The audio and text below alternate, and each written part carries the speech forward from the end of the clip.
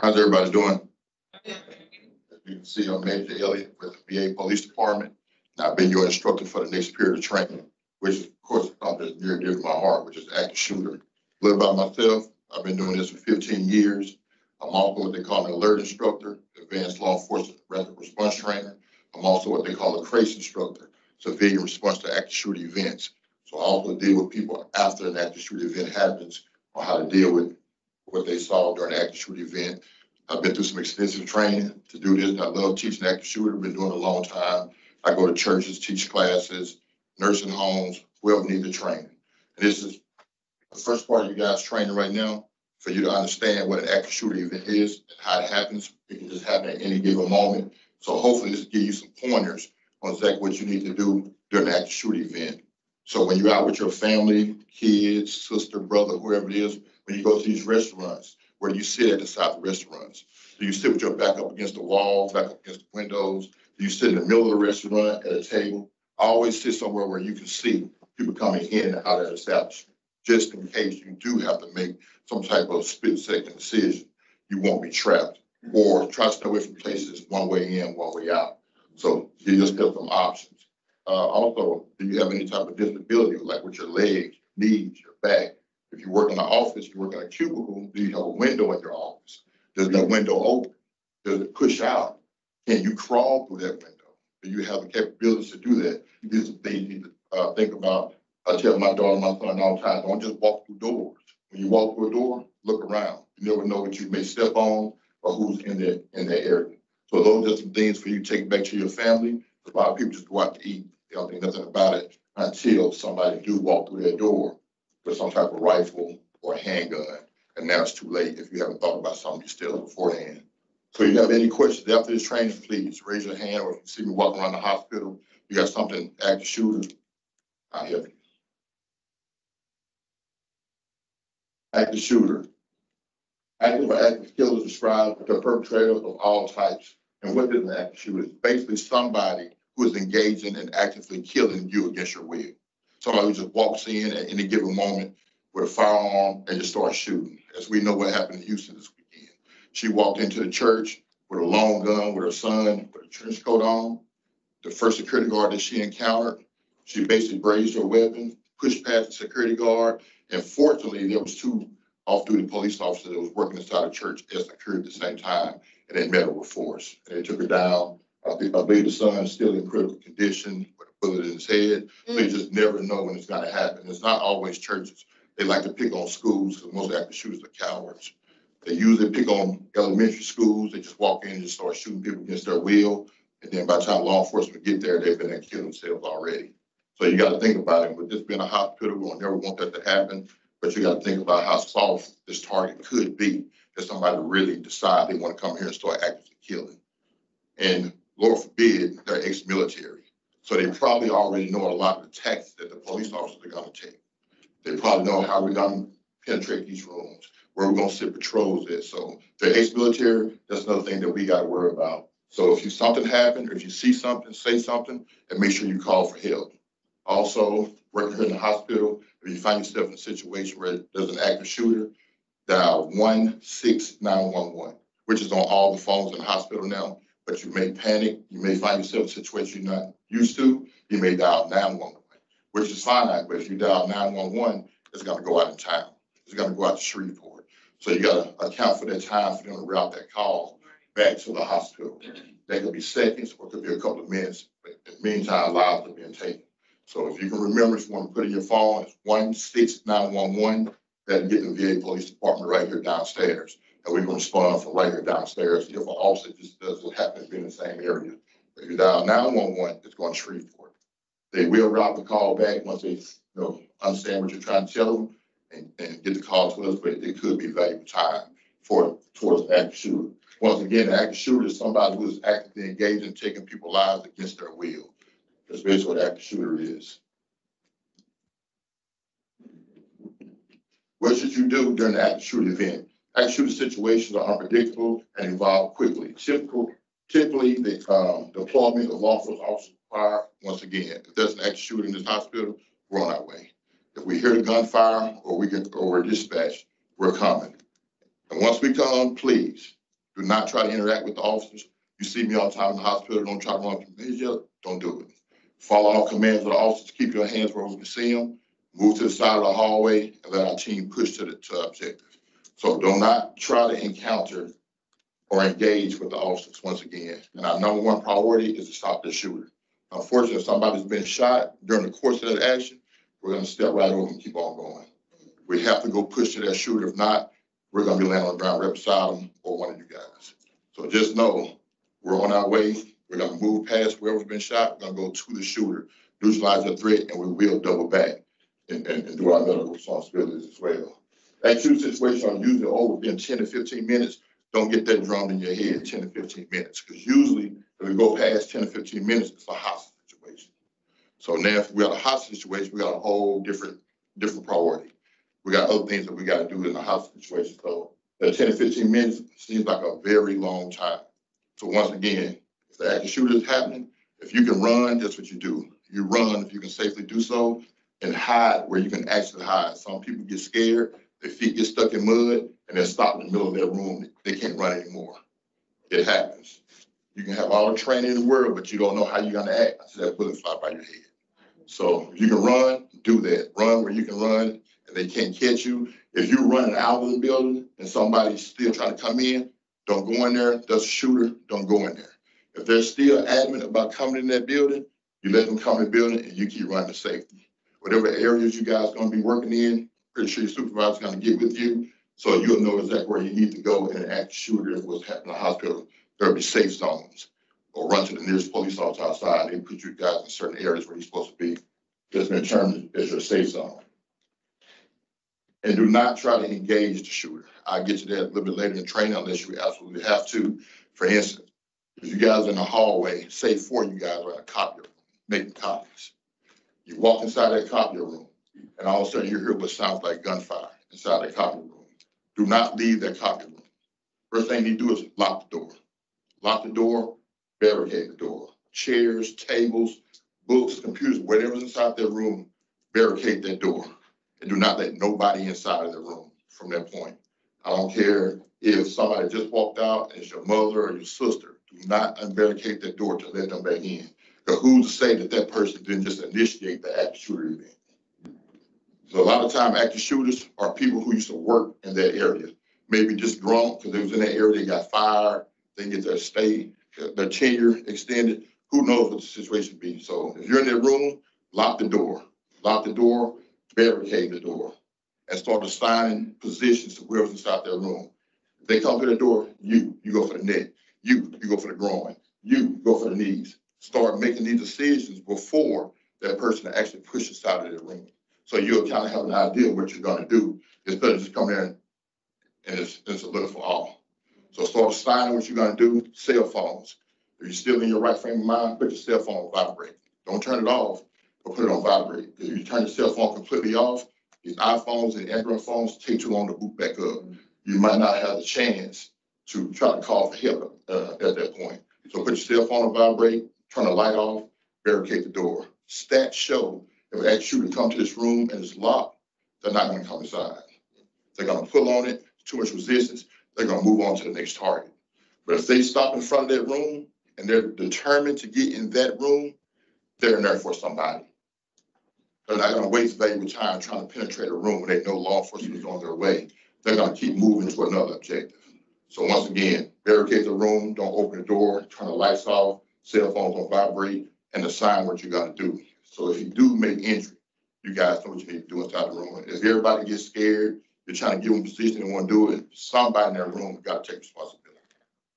Don't just, you got to have a survivor's mindset. Don't just die. So have that survival mindset. Once again, you guys probably seen some YouTube videos or had previous training in other places. You probably heard it: run, hide, fight. Run, hide, fight. Run if you can safely do so. Hide that's conducive to yourself. Don't hide in the middle of the hallway by a chair. People do it. Get somewhere behind a table, behind a door where the shooter cannot see you. And fight is the absolute last resort. Fight if you have to. Fight if you have to. And if that's the last resort that you have, fight like your life depends on it, because it does. And that doesn't mean pick up a cup or pick up something and throw it at the shooter and take off running, gonna shoot you in your back. So if you get you in a situation you have to fight, that's what you do. Take his head off, decapitate him, whatever you have to do to survive that event. You owe it to your family, kids, your loved ones to get home at the end of the day. Because if you just wrestle with them and then try to run, they're just gonna shoot you back. And also, a lot of people don't talk about it. A lot of active shooters, it's not always weapons. They have started getting up close and personal with knives and vehicles, where they'll just go down the street in front of a grocery store and just run over people with vehicles. You just don't get as publicized as much on the news because they hear gun violence. That's what they want to talk about. But just keep your antennas up for everything. Run if you can safely do so. Once again, there's other people entering that establishment. Don't go in there, act shooter. If they still go in there, let them go. Run to your safe area. Also, keep in mind, once again, if you got bad knees, bad feet where you can't run, still do what you got to do to get out of that situation. Hide. Once again, the hiding place should be out of the way of the shooter's view. Provide protection if shots are fired in your direction. Once again, hide where you can actually hide. You will be amazed what people do once they get scared. If an active shooter is nearby, lock the door, silence your cell phone or pager, turn on any source of noise, radios, television, computers. Large items remain quiet. Cell phone is a big one. I keep stressing cell phone, vibrate. Please put your cell phone on vibrate. I know it's going to be a stressful situation. You may not be thinking that way at the time, but somebody in that area needs to remind you, vibrate. If not, the phone's going to ring, they're going to hear. If you don't barricade the door, he's coming in that room. And unfortunately, he's going to take lives. But once again, if that door is barricaded, you got obstacles in front of him, he's going to keep pushing to another area. And hopefully they did the same thing.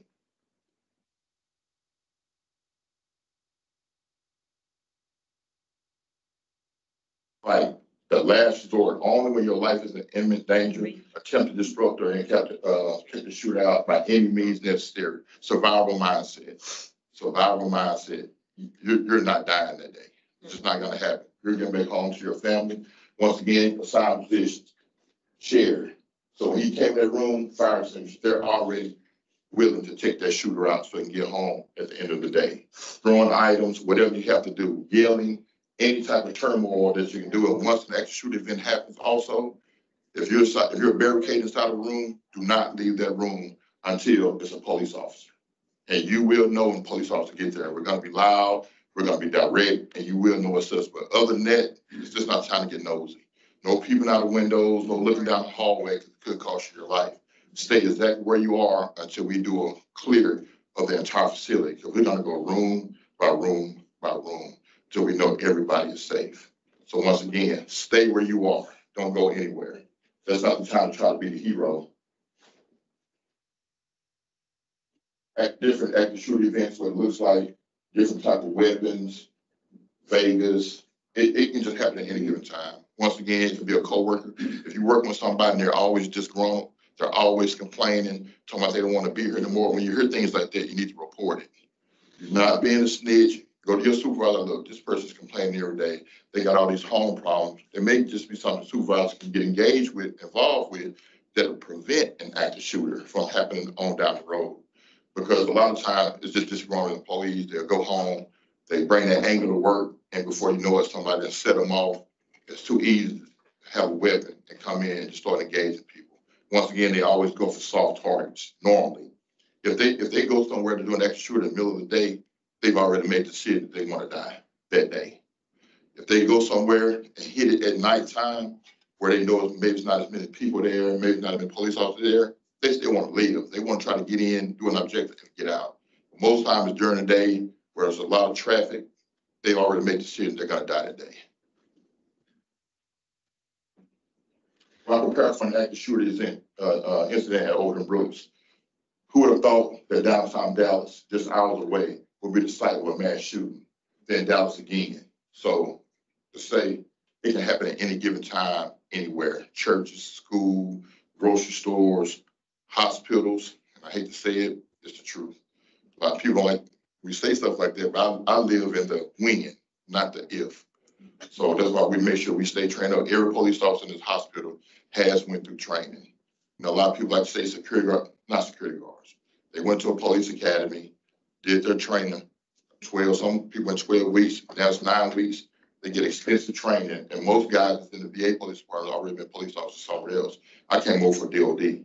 So I went to Department of Defense for years after I got the military. Then came on to the VA, totally different structure, different mindset, same goal, save lives. A lot of times, the education portion of it is not taught. A lot of people don't know to barricade their door, put their cell phones on vibrate. When you go out to eat with your family, don't never sit with your back up against the wall because you can't see what's going on. You can't see people coming in and out of that establishment. So I'm always gonna sit where I can see. I ain't just gonna go out. Right. You'll be tired trying to kill me. Okay. You're gonna give up. Different chart. This chart has changed now. Commerce 43.7%, open space 13.4%, education, schools, government not so much so because they know there's probably trained individuals in those areas for the government, but schools, 4th, 5th, 6th graders, probably not. The teachers have to have their stuff together, knowing when to lock the school down, close the classroom down, barricade the doors, things like that. But they usually go for soft targets. Shooters use firearms and there's no pattern or method to the selection of the victims. That's true also. We like to talk about sometimes I like to hit high value areas, high target areas, which could be anywhere for anybody. At the hospital, you may think, okay, they're going for the pen tag. May not be the case. They may be going somewhere else. Out in public, you may think they're going for, the high dollar items, but they're not. They usually go for, like, once again, people who are not looking for or prepared. Active shooting incidents are usually spontaneous, very true. They just kind of happen. Sometimes thought out, where they plan, where they find different things at their home, where they track them down. I don't know if you guys saw the news about a few weeks ago, but the first parent was charged with active shooter. Her son went in school and shot and killed 4 students. She got charged. So that's kind of opened up people's eyes also.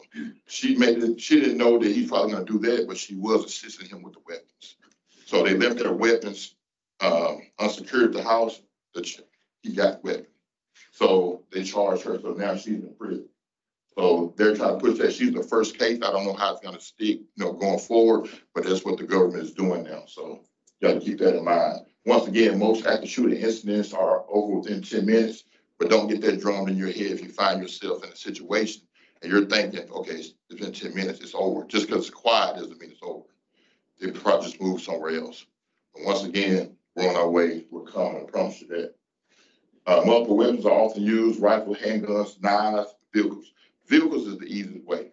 You just drive into the mall and just run over people. You just don't hear about a lot of it on news. But knives, they are getting up close and personal and doing multiple stabs with knives. Target-rich environment, I already talked about that. It depends on where you are, what you think could be a target-rich environment. Like when I came from DOD, if we had a situation, we probably thought they was going to go where the colonel was. No, not. They're going to go to the PX or something of that nature, somewhere, a child, where they think people are not going to be able to help themselves. Response to an active shooter requires a survival mindset. Who saw that movie, Lone Survivor? Them guys want to live. Unfortunately, only one of them survived. But look how hard they was to kill. You got to have that type of mentality that you want to live through a situation. Your mind is a powerful tool. If you tell yourself you're not dying today, you're not dying today. That's just what it is. If you're prepared, you can still have startle and fear. If you're unprepared, you're going to have startle and fear. Prepared, you can be anxious. I got all this training. I've been listening to Major Elliott Country Butt talk. I know what I'm doing. But that can get you killed as well. But if you're not prepared at all, you're going to panic. Your feet going to get stuck in mud. You're not going to be able to move. You're going to be locked in cement. If you're prepared, you're going to be prepared to act. Put the cell phone on vibrate. Hide where he can't see me. I'm going to run, or I'm going to fight if I absolutely have to fight. If you're unprepared, you'll be lost in denial. Why is this happening to me? I go to church every Sunday. I never cussed at anybody in my life. That's what your mind is going to tell you because you're preparing yourself to die. You're just going to descend into helplessness. But once again, commit to your action. Whatever that action is, if you're going to run, run. Track star. If you're going to hide, be invisible. If you're going to fight, the young Mike Tyson. Do what you got to do to survive that incident. VA police are trained and prepared to respond immediately. Law enforcement, we are coming. I used to like to tell people I was on the SWAT team in my last place. Once again, because I said, because when we made entry to a situation I was in, we had people just because they knew us was trying to approach us. This is what I saw. It's fine to tell me what you saw. Tall, white male, 6'3", blonde hair. I'm good to go. I'm gonna push towards that target. I don't need to know what color his wallet was, what type of shoes he was wearing. I just need to know that, but stay on the side and scream that to me. Don't try to approach me, because you try to approach a active police team that's come through, they're gonna knock you out of the way. It's just what it is. You know what I'm saying? So stay off the side of the hallway. Keep your hands where we can see them. Don't be fidgeting around your pockets and doing things like that, because we could think that you're part of the ploy. Because a lot of times when we make entry to buildings like that, people run down the hallway, the shooter's mixed up with them. So as we're pushing down the hallway, we don't know, the shooter could be mixed up with their crew. That's why we have what we call a rear guard, to make sure they don't turn around and shoot us in the back. So everybody at that time, and when you go outside, there's a possibility you could be handcuffed. It doesn't mean that you're going to jail, but you could be handcuffed until we figure out exactly who is who, just because you're outside the area. So don't get offended and want to sue, you know what I'm saying, because you got detained. But until we do our investigation, there's going to be all type of law enforcement agents here. We got MOUs with everybody. Shreveport going to be here. U.S. Marshal on the way. The FBI on his way. So it's going to be a lot of confusion outside. So we got to try to keep it to a minimum. Be prepared to be searched, handcuffed, ladies. If you're inside of a room, there's an active shooter happening, and you then chose to run, and you get out in the hallway and you forgot your purse, your cell phone, leave it in there. It's not worth it. I'll take you to Big T's down there, I'll get you another purse. I'm not Big T. Leave the purse, leave the cell phone, once everything is over with, we will come back and you get whatever your gear is. But it's not worth your life that you go back and try to recover an iPhone or a purse, please. And we gotta say it, people do it. You know, the cell phone now is your lifeline. Remain calm, follow instructions of police officers. Keep your hands visible, keep them above your head. Never look like you're reaching for anything, go into your pocket, because we could mistake that for being a weapon. No sudden moves, no pointing, screaming, yelling. Don't ask the officer for help. Once again, our objective is to push to that threat. You know, we see people, once again, they're shot. We're gonna step over them. We're gonna go to that threat, and then we will come back. We got new training in our new teams where we actually have a medic on our teams. When they push in, they may drop off and follow the individual while everybody else goes to the target, but that's another topic. The correct way to leave, with your hands up, following the direction of law enforcement officers. The bad way, walking out like, okay, this is just another whatever it is. And also, do you know what a gunshot sound like? You know what it sounds like when you see it on TV, but do you know what it sounds like when you're in one of these nursing rooms working? Because things sound different. You know, they teach us, if you hear something that sounds like a gunshot once, you're not sure, and you hear it again, it's a gunshot. But if you work in a warehouse, I'm about to drop a pallet, it sounds like a gunshot. You work in one of these rooms on the patient, and you hear something, you really know it's a gunshot, but it's somebody dropped something. So the training is, you hear it sound gunshot, you're not sure, you hear it again in succession, get the hell out of there, or barricade yourself. Run, hide, fight. Run if you can safely do so. Hide where people can't actually see you. And fight is your last resort, once again. If you get to the portion where you got to fight, that's what you do. Make sure you report everything. Cooperate with first responders. I can't stress that enough. Did you guys read that? Basically saying, survive. Want to live, and you will. Remember what I told you. If nothing else, run, hide, fight, barricade yourself, put something in front of the door. If there's two of you guys in there, pick up a chair, pick up a computer. You hit him in the head, I hit him in the knees. Things like that. And once again, like I said, that door's locked, he's gonna keep moving. But if he's determined to get in this room, it's you. There's somebody in there that he was actually coming to get. Because he knows police is on the way. If he's come to his room and he would not stop, he's trying to bust that door open with this behind it, there's somebody in that room. Any questions? I know I'm a little country, so if I got any questions. Gave it to us wrong. Yeah, I like sugarcoat it, just. Yeah. I appreciate everybody. Thank you. Thank you.